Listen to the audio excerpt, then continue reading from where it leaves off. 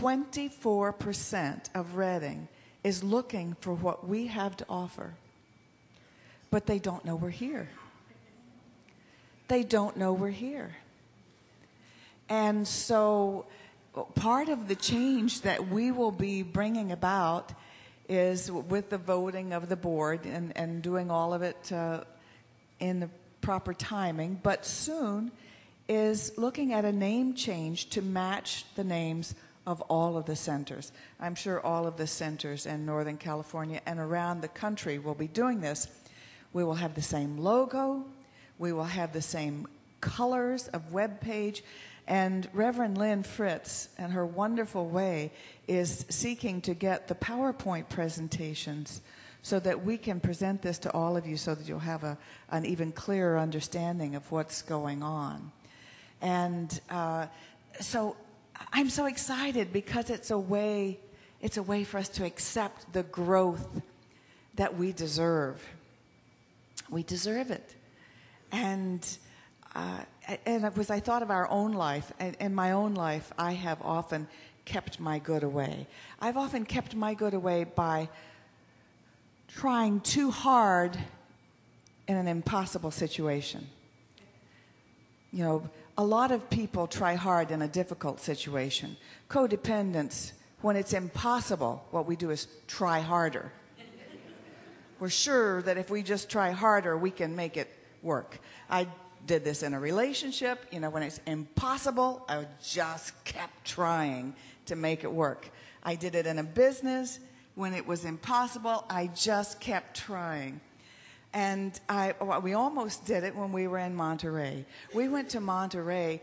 That church had a very difficult situation, and that they had a crisis similar to yours, actually, when a ministerial team split. But it was much more difficult than yours in that the pastor disappeared. Nobody could find him, especially his wife.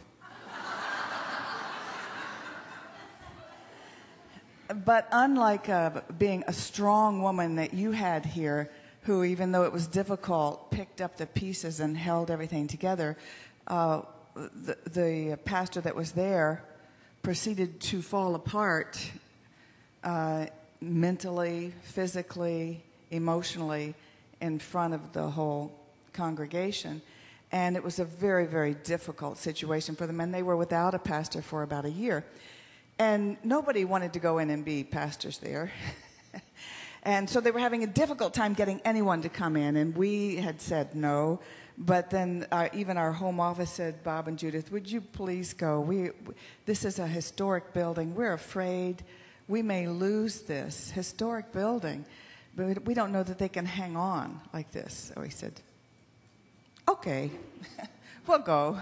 So we went, and they told us when we left that after our 3 years there, that it was very healing for them, that they now felt really prepared to go forward, and we're glad. But what was happening for us is it was not as rewarding a church experience as we wanted. The board was not accepting any of our marketing ideas. We weren't being able to grow it. And I was talking to our landlady, who was a very prosperous member of the congregation. I was very much enjoying living in her luxury home on top of a mountain. And I told her that the Reading Church had approached us. And she said, well, I hope you're going to go check it out. And I said, no, we're dedicated here.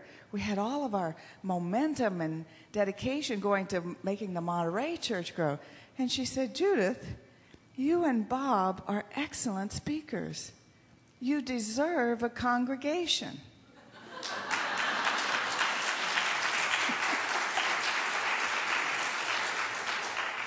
I thought, what a concept, you know, and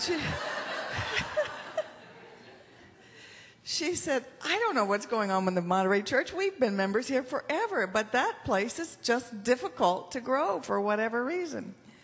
So I reconsidered, and we reconsidered. Do you see, we were pushing our good away. The opportunity was given to us, and we said, no, thank you. We're going to stay here and keep butting our heads against the wall. And that's what we do. we literally will pass our good up. We'll say no to it. So our job is to understand that all of the good has already been given. It really has. We have to say, what are we saying no to? What are we closing ourselves off to? What are we not recognizing? The good you seek is seeking you. The good you seek is seeking you. The universe is conspiring to bring you your good. All you have to do is accept it. Now, we can also keep it away with our judgments, our fears, our holding on to our cherished resentments. You know, the really valuable ones, and we're sure we're right. We hold on to those cherished resentments. And by doing so, by staying in that misery, we keep our good from us. And so I invite you to say yes to your good. Accept it. Give thanks for it, as I do. And so it is.